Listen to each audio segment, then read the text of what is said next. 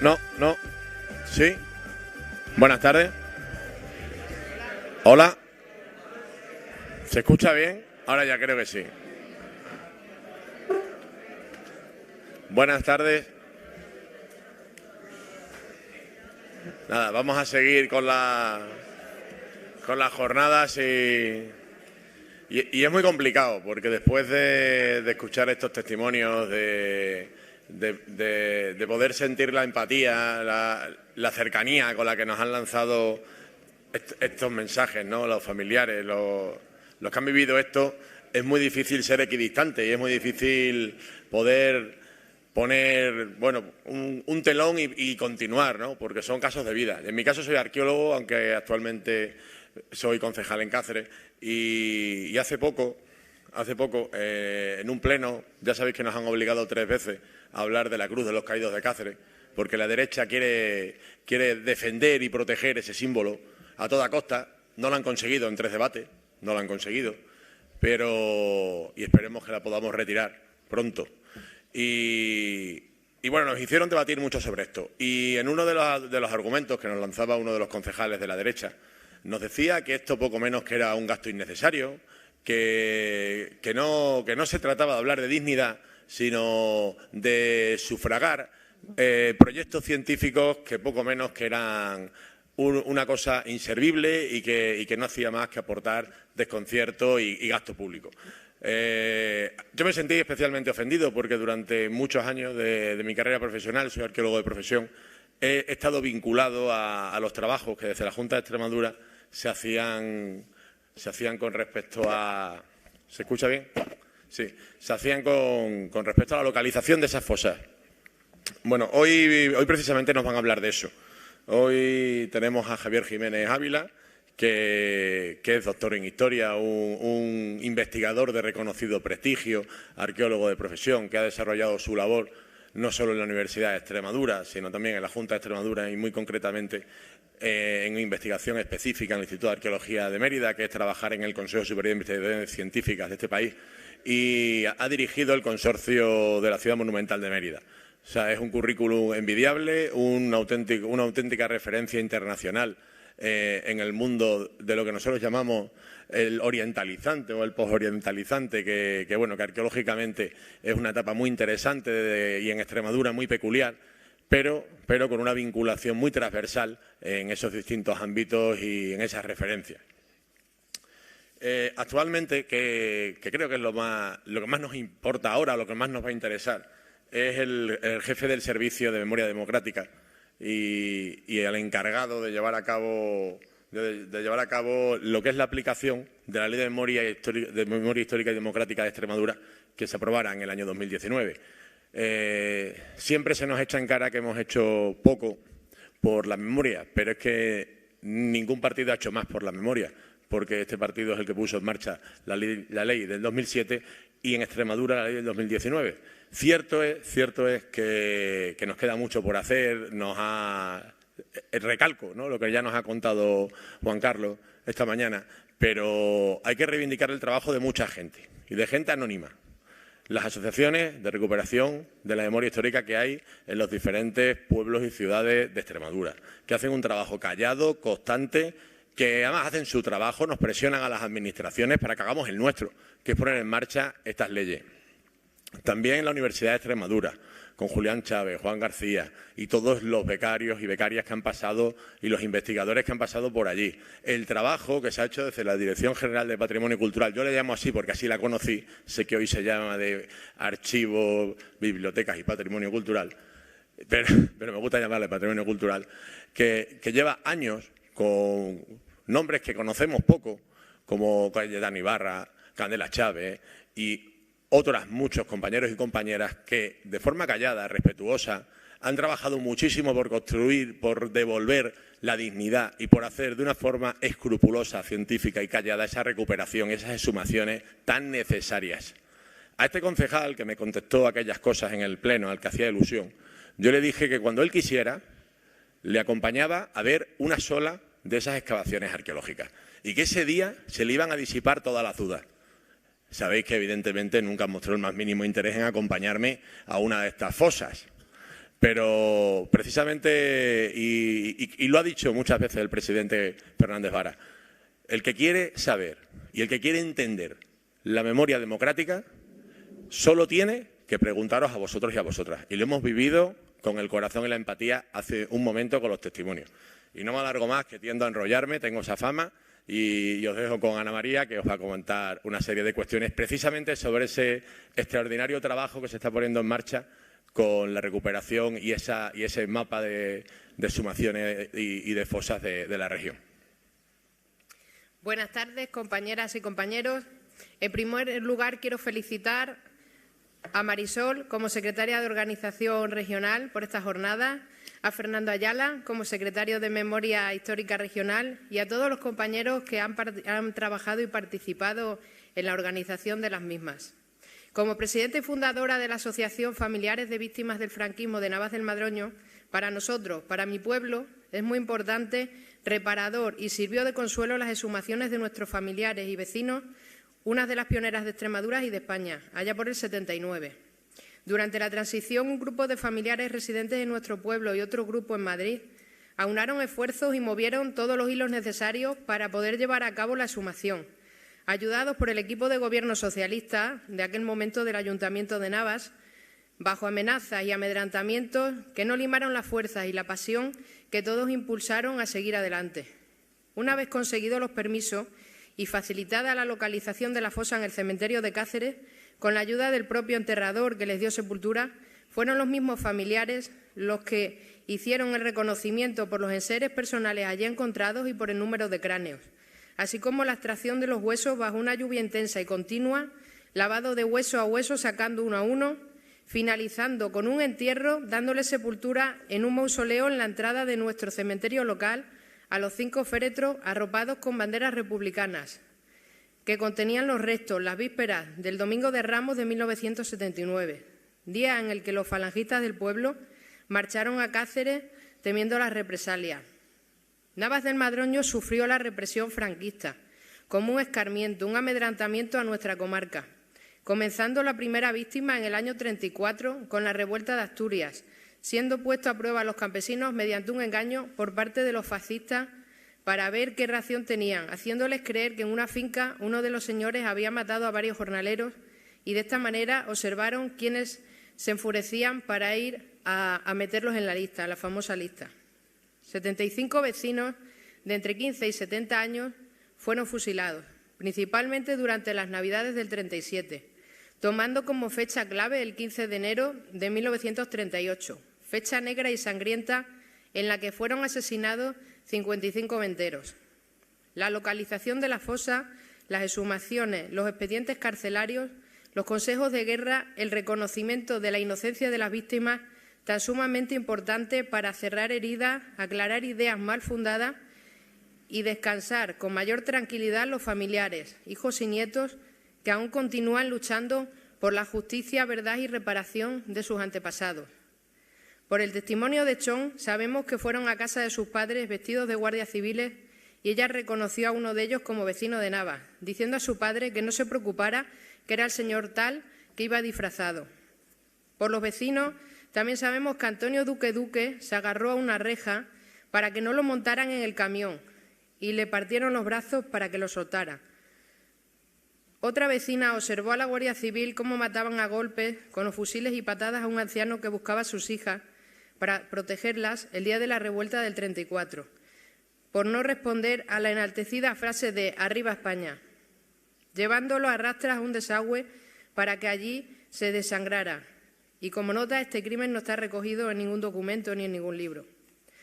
Por las declaraciones de los consejos de guerra, Epi descubrió que su padre sí se acordó de ella y de sus hermanos, y no solo de la última familia que había formado, confesándome que ya se podía morir tranquila sabiendo que su padre los quería y no los olvidó. En relación a mi historia personal, en la que desde que tengo uso de razón me contaron y me impregnaron de la historia de mis tíos Luis y Antonio, que fueron fusilados ambos en la fecha sangrienta del 15 de enero del 38, la ponencia que más se relaciona conmigo es la siguiente: el mapa de fosas de Extremadura. Os dejo con Javier Jiménez Ávila.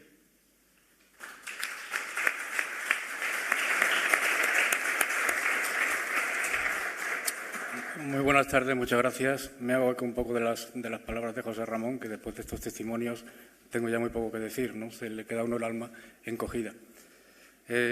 Yo, como representante de la Administración, me debería dirigir a vosotros como amigos y amigas, pero bueno, después de casi 40 años de militancia, creo que me voy a saltar un poco el protocolo y deciros, queridos compañeros y queridas compañeras, porque yo voy a estar mucho más cómodo y creo que vosotros también.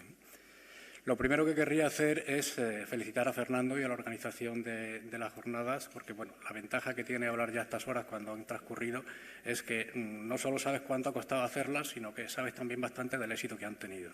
O sea, la calidad de los discursos que se han emitido aquí y la emoción de los testimonios hacen que podamos constatar ya a estas alturas que han sido todo un éxito.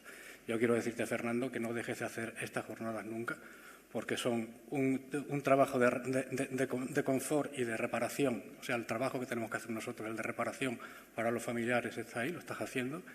Se siente verdaderamente gratificado con esto que haces y para los que nos dedicamos a esto, desde luego, es un estímulo. O sea, que no dejes de hacer estas jornadas nunca. Luego también quiero felicitar al Ayuntamiento, la persona de su alcaldesa que está aquí, por haber llevado a buen término un proyecto tan importante y tan significativo para la memoria democrática como es el de la mina de La Paloma. Nosotros desde el Servicio de Memoria Histórica y Democrática estaremos ahí para cualquier cosa que necesiten a lo largo del proyecto. Ya lo hemos estado, de hecho, intentando acelerar un poquito los trámites administrativos que había que hacer.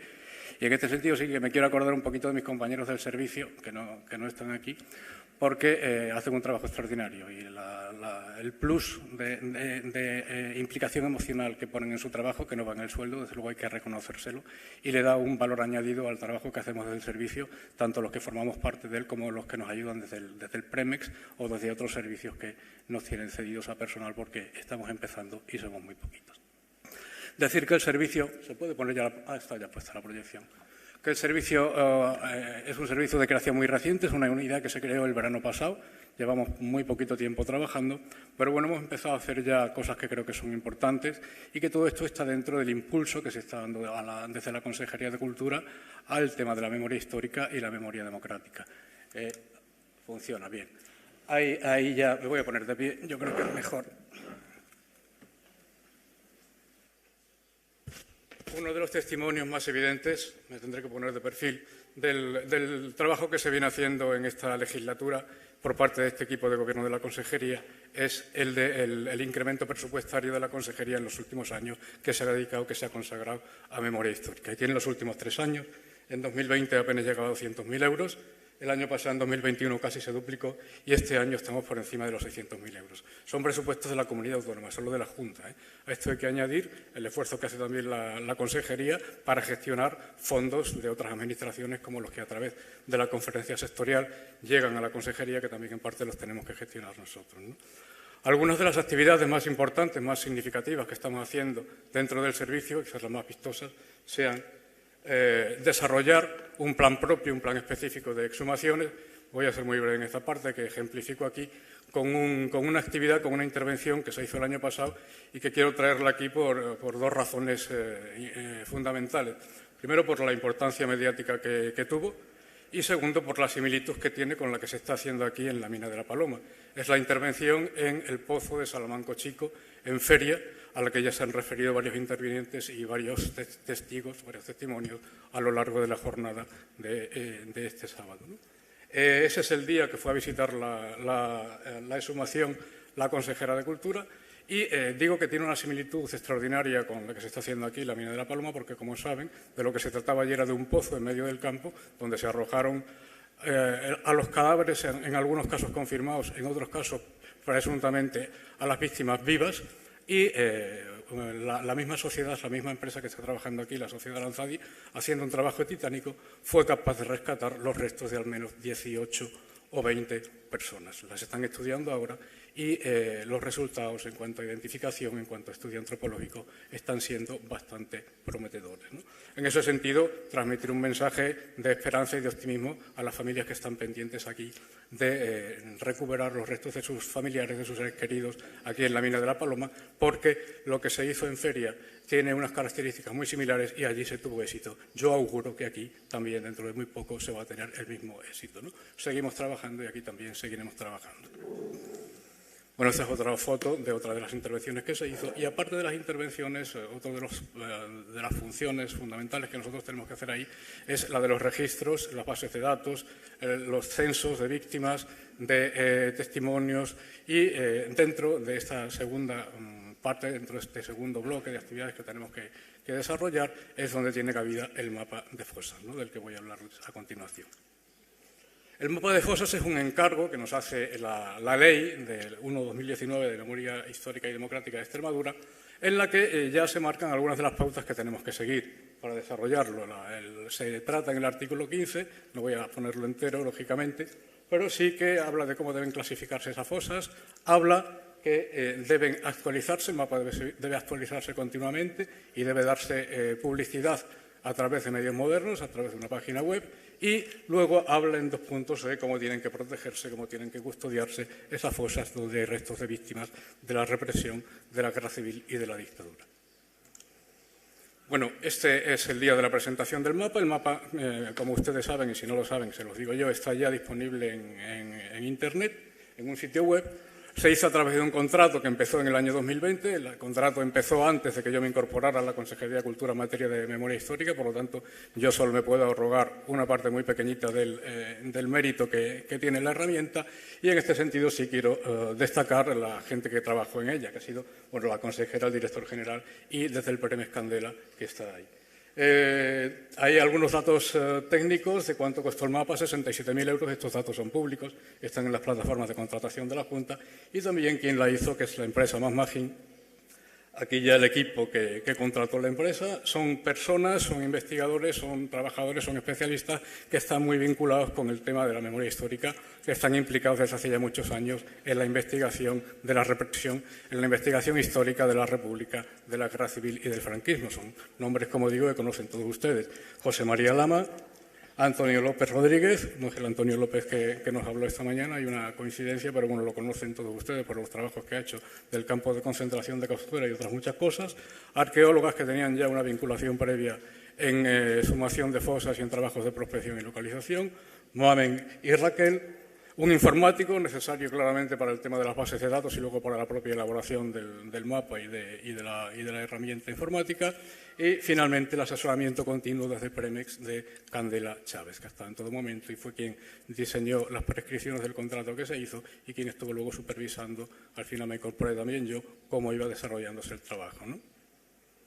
Bueno, ahí tienen cómo se accede al mapa. Hay que decir, en relación con la tipología de fosas que establece la ley habla de 5 categorías: fosas demandadas y no prospectadas, fosas demandadas y declaradas inviables, demandadas y prospectadas, positivas y negativas, excavadas y exhumadas y hallazgos casuales, ¿no? La tipología, que es la que aparece aquí, que se ha hecho en el mapa, se ajusta bastante a la de la ley. Las fosas demandadas y los hallazgos casuales son fosas que corresponden al grupo en investigación que aparece debajo. Las fosas demandadas y prospectadas se recogen tal cual. Las fosas excavadas y exhumadas también se recogen tal cual. Y las fosas demandadas declaradas inviables no las hemos recogido porque no queremos dejar de parar de buscar ninguna fosa y no creemos que ninguna fosa deba ser nunca inviable. Vamos a seguir trabajando en su búsqueda hasta el final. Y además de estas 5 categorías que establece la ley, hemos establecido más. Una que es las fosas al alba, que haciendo un homenaje a Cayetano Ibarra, que fue quien acuñó este nombre para este tipo de fosas, que son las que se excavaron en la época de la transición, que bueno, se hicieron con unos condicionamientos o con unas características metodológicas muy distintas de las que se hacen actualmente. Y luego también, que esto es una cosa que no tiene muchos mapas de fosas, las que se trasladaron al Valle de los Caídos, que bueno, tienen una serie de problemáticas de localización y tal, pero sí que nos interesaba que estuvieran localizadas también y que estuvieran recogidas en el mapa. Una cosa importante que hay que decir, bueno, como son unos nombres quizá un poco específicos, luego lo que significa cada una de ellas está recogido en el mapa. Lo que traigo aquí es una simulación, es una simulación en PowerPoint. Normalmente esto se ve luego en la página web, tanto en ordenador como en los teléfonos móviles. Está diseñado para que se pueda ver de distinta forma, tanto en la página de un PC como en una tablet, como en un teléfono móvil. O sea, tiene un diseño específico para cada uno de los 3 soportes. y va explicando lo que significa cada una si quisiera hacerse. Lo que yo traigo aquí, como digo, para no liarme mucho y porque no sabía si iba a haber internet, no es el mapa, sino que es recortes del mapa que he montado en una presentación en Power, ¿no? Decir, eso sí, que son fosas localizadas, es importante. Son las fosas que se sabe dónde están, o al menos hay datos suficientes como para poder emprender una investigación. Algunos ayuntamientos, algunas asociaciones nos han llamado ya por teléfono, nos han escrito, han contactado con nosotros diciendo, oye, la fosa de mi pueblo no está. Y mira, la fosa de tu pueblo nadie sabe dónde está. O sea, hay muchas más fosas que no están en el mapa. No es un mapa de la represión, es un mapa de las fosas que tenemos localizadas y las que se puede intervenir. Si hubiéramos hecho un mapa de la represión, seguramente no podríamos haber puesto el mapa al público hasta dentro de 2 o 3 años. O sea, realmente, como decía Cayetano en su época, hay una fosa en cada pueblo, ¿no? Eso, lo que tenemos aquí son fosas que están en condiciones de empezar a ser, no todas exhumadas, pero por lo menos al menos prospectadas, sondeadas y buscadas, ¿no? Y con esos condicionantes en Badajoz hay 61 en Badajoz, hay 143 y en Cáceres 61. En total, 206 fosas las que contempla el mapa. El sistema de búsquedas es bastante completo, se pueden buscar por provincias. Si le diéramos en Internet bueno, esto no funciona aquí. A los desplegables de los municipios nos saldrían los 300 y pico municipios que hay en la comunidad autónoma, se podría buscar por municipio. Se pueden buscar también las fosas que están dignificadas y las que no están dignificadas, es decir, las que tienen monumentos que conmemoran a las personas represaliadas en esos cementerios o en esos sitios donde están las fosas, normalmente cementerios. Y también, por supuesto, se puede discriminar en función de la tipología. Si queremos saber sobre las fosas que están excavadas y exhumadas en una provincia, seleccionamos la provincia y vamos borrando las de al alba, las de la investigación, y nos quedamos con las verdes, ¿no? Y entonces, digamos que es muy versátil y es muy útil. Yo desde ya les animo a que entren en la página y trasteen ustedes mismos con ella para que vean lo ágil que es y lo bien hecha que está desde el punto de vista técnico, ¿no? En este sentido, hay que estar muy contentos con el trabajo que ha hecho la empresa desde el punto de vista, como digo, técnico. Entrando ya un poco en la zona, esta es la parte de Zarza-la-Mayor, la zona, la comarca donde estamos. Esto sería Zarza. Cuando queremos información sobre esa fosa, pulsamos y entonces aparece una pequeña ficha que nos indica a qué fosa se refiere, porque el mapa de fondo no siempre recoge el nombre de la localidad, ¿no? Ahí sabemos que es la mina de la Paloma, digamos que es una ficha de acceso, realmente no es una ficha. Y bueno, en este caso no tenemos fotografía, pero vamos, me comprometo a que en la próxima actualización del mapa que hagamos, la mina de la Paloma tenga su propia fotografía, ¿no? Entonces luego ya se entraría, a partir de esa ficha se entra en la ficha propiamente dicha, la ficha desarrollada, que tiene una serie de campos. La ficha es muy amplia, la situación, la descripción del dónde está localizada y luego el contexto histórico, sobre todo en el que tuvieron lugar los hechos represivos que concluyeron con que se abriera esa fosa y se arrojaran allí a las víctimas de aquel acto represivo, ¿no? Las fuentes de información, la bibliografía y una cosa que tampoco tiene muchos mapas, que es el listado de víctimas. Esto es un scroll, todo esto que yo voy poniendo página por página es una ficha continua en Internet. No hay más que ir con el scroll y ir de arriba abajo, es una ficha continua, ¿no? Y luego los datos se pueden imprimir, se pueden sacar un PDF o se puede imprimir en una impresora en papel. Normalmente también se pueden extraer con mucha facilidad. Ahí están los nombres de todas las personas, de todas las víctimas que se han leído esta mañana y esta tarde y muchos de cuyos familiares están aquí, ¿no? Esta es la forma de localizarlos. Una ayuda para las familias, porque en algunos casos aquí sí están, porque está muy bien estudiado, pero en otras localidades, en otros municipios no están todos. Entonces, tanto las familias como los investigadores pueden ayudarnos a incrementar, a corregir estos datos que están contenidos aquí en la ficha de víctimas. Hay que decir que, así como aquí en la Zarza hay una correlación bastante clara entre las víctimas y las fosas, es decir, bueno, sabemos que los de la Zarza, los que no estén en la mina, están en el puente de Alcántara. En otras comunidades o en otras localidades no es así. En otras localidades la lista siempre se dice abajo, esta no es la lista de personas que están en la fosa, esta es la lista de personas que están asociadas al contexto represivo de esta localidad. Porque la brutalidad y la velocidad con que sucedieron los hechos de la represión al inicio de la guerra aquí en Extremadura, sobre todo en la zona donde fue la famosa Columna de la Muerte, hace que sea imposible determinar dónde iban enterrando a la gente, dónde las iban depositando, ¿no? Entonces, sabemos, en Badajoz, por ejemplo, sabemos la gente que fue fusilada, sabemos el nombre de las víctimas, pero muchos no sabemos dónde están. Cuando vamos a la fosa de Badajoz tenemos un listado impresionante, sobrecogedor, con el número de víctimas, pero realmente no son las víctimas que están en la fosa, son las víctimas que están asociadas al contexto represivo terrible que hubo en Badajoz en el verano del 36, ¿no? Bien, no es fácil, aunque parezca una cosa fácil, pero no lo es, llegar a la hora de poner en un mapa el concepto de definir lo que es una fosa.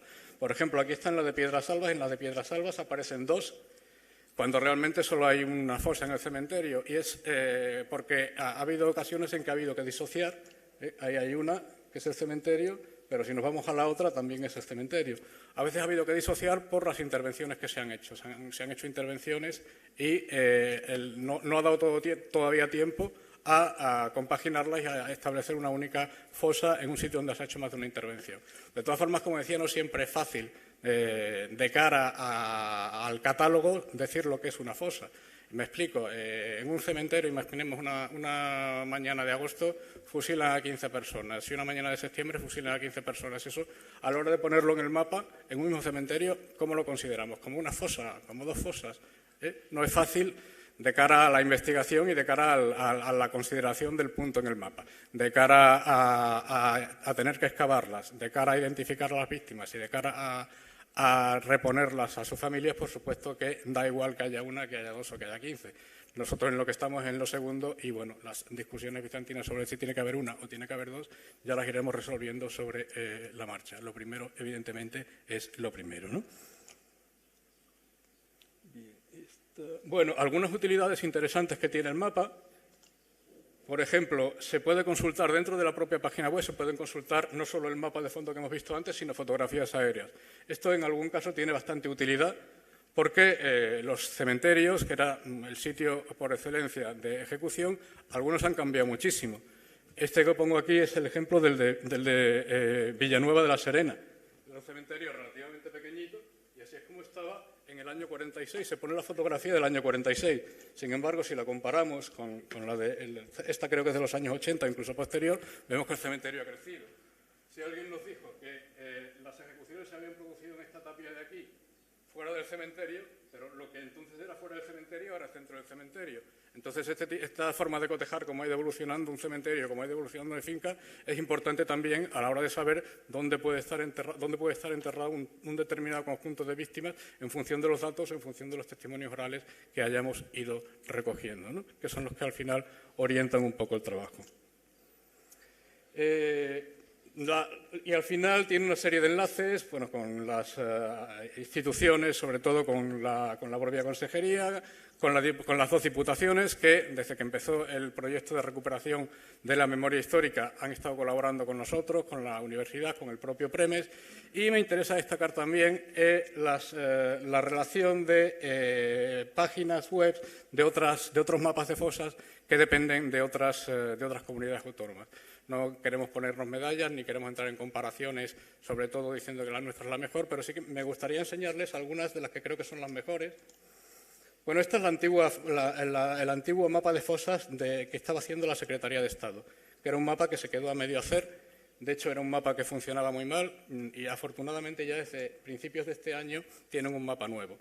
Y me gustaría que se fijaran en lo que se parece al nuestro. Se han cogido, no digo que nos hayan copiado porque realmente se han estado haciendo simultáneamente, no lo han hecho después de que el nuestro estuviera puesto en la red, pero sí que nos ha producido una especial satisfacción que desde el Ministerio, que tienen bastante fortaleza económica y tienen unos equipos muy buenos para hacer estas cosas, hayan cogido un modelo de mapa que se parece mucho al nuestro. Tienen, por una parte, una tipología que es distinta. A mí casi me gusta más la del Ministerio, pero bueno, estos son cosas de gustos personales. Y luego tienen los globos que se van abriendo desde el punto de vista de la interfaz visual, o sea que en este sentido sí que estamos contentos. Lo que no tiene la del Ministerio es los datos actualizados. Antes he dicho que en Extremadura tenemos 200 fosas, 206, y el Ministerio tiene solo 60 y tantas, 66. Y en este sentido decir que sí que estamos trabajando ya desde la Consejería en coordinarnos con el Ministerio para la actualización. Este año vamos con los datos que van a salir del propio mapa de fosas de Extremadura, el mapa de fosas que estamos presentando, se van a actualizar, se van a enriquecer las casillas que faltan en el mapa de fosas del Ministerio, y yo calculo que los datos de Extremadura, si no el año que viene, a mediados del año que viene, estarán ya disponibles y se podrán consultar tanto en la web de la Junta de Extremadura como en la web del Ministerio. Otros mapas de fosas a los que se puede acceder por ahí. Digo que estoy comparando por arriba. Estos, no voy a decir los mejores, porque hablar aquí de cosas mejores y cosas peores me parece que no es el término, pero sí las que son más completas, las que tienen más datos y las que son más ágiles. Esta es la de Andalucía, que como ven también se parece mucho a la nuestra. Tiene algunos elementos que nosotros no tenemos, como tiene un cómputo de víctimas, pero bueno, al nivel de trabajos que ellos van, tienen algunas financiaciones. Bueno, pensar solo que la fosa de Picorreja en Sevilla, en el cementerio de Sevilla, tiene una inversión de sumación anual de en torno a 1 millón de euros. Claro, nosotros vemos eso y nos quedamos así un poco. Entonces, claro, para ellos ir actualizando el número de víctimas, pues les resulta vistoso, porque y como ha dicho esta mañana Pachi López, la fosa de Picorreja son 5.000 víctimas y no es la única que hay en el cementerio de Sevilla, hay más. Las extrapolaciones que se han hecho sobre las fosas de Sevilla elevan la cifra de posibles víctimas ya en torno a 15.000, una cosa que habrá que contrastar, pero bueno, estamos ya en torno a esa cifra, ¿no? Esa cifra astronómica y catastrófica a la vez, ¿no? Luego, sin embargo, bueno, esto es como nos iríamos acercando, igual que en la nuestra, a los distintos términos. Y, sin embargo, esta es la ficha de la fosa del cementerio de Jerez, son bastante más escuetas que las nuestras, son más resumidas, ¿no? En este sentido, sí que creo que nosotros hemos hecho un esfuerzo para desarrollar un poquito más la información que se tenía sobre cada uno de los sitios, sobre cada una de las fosas y sobre cada episodio histórico que llevó a aquellos desgraciados yacimientos arqueológicos, por así llamarlos, ¿no? Y una cosa que no tiene tampoco la de Andalucía son listados de víctimas, no los han incluido en sus fichas. Un mapa que también nos gusta mucho y que se parece bastante al nuestro, está en la misma línea de calidad, es el de Navarra. El de Navarra, quizá algunas cosas sean menos cómodas, porque las herramientas para trabajar con él parecen más propias de nivel editor que de nivel usuario. Hay que buscarlas, no sé, es otra cosa, pero bueno, a la hora de funcionar con un poco de familiaridad sí también da unos resultados muy, muy buenos, ¿no? Ese sería el mapa de fosas localizadas. La ficha que tienen también es más escueta que la nuestra. Luego, tienen una ficha también de víctimas. Hay que tener en cuenta que en Navarra el control que se tiene sobre las víctimas, los años que se llevan exhumando víctimas son ya bastantes, y que el número de víctimas por fosa es muy inferior al que hay en Extremadura. Incluso el número absoluto de víctimas de la represión en Navarra es como la tercera parte que hay en Extremadura. Entonces, a la hora de coger un conjunto de víctimas, estudiar sus circunstancias, individualizarla, buscar su trayectoria, su pequeña historia vital, sus familiares, digamos que tienen una cierta agilidad mayor que nosotros. Y una cosa muy buena que tienen es que cada una de las fichas de las víctimas está conectada con la ficha del censo de víctimas. O sea, eso es una cosa que nosotros, es un desideratum para nosotros, lo querremos hacer en el futuro, que cada ficha de una víctima se pueda conectar con el censo y salga la víctima perfectamente localizada con sus datos, en su caso con su fotografía, con su vida y con todos estos complementos que tienen las fichas de los censos, ¿no? Que el censo es una de las tareas que tenemos pendientes y que tenemos que hacer. Y bueno, creo que lo que hablaba al principio del artículo 5, la encomienda que nos ha hecho la ley, la clasificación, la preparación, la ejecución está hecha. La publicidad de la página web, el acceso a los datos al público a través de la página web también está conseguido. La actualización es pronto, la presentamos en febrero, pero nos comprometemos todos los años a hacer un pequeño trabajo de actualización. El punto magenta que aparece en Zarzala Mayor como mina, o sea, como fosa demandada y prospectada, a partir del año que viene será verde, fosa intervenida, fosa exhumada, y así sucesivamente iremos mejorando, iremos cambiando, iremos actualizando como nos manda la ley que tenemos que hacer. Y yo creo que con esto, sí, efectivamente, nada más. Muchas gracias.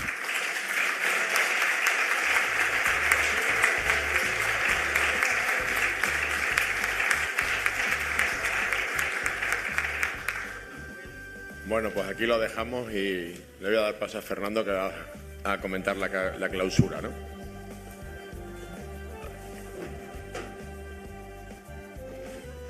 Bien, pues muchas gracias a todos los que habéis aguantado hasta el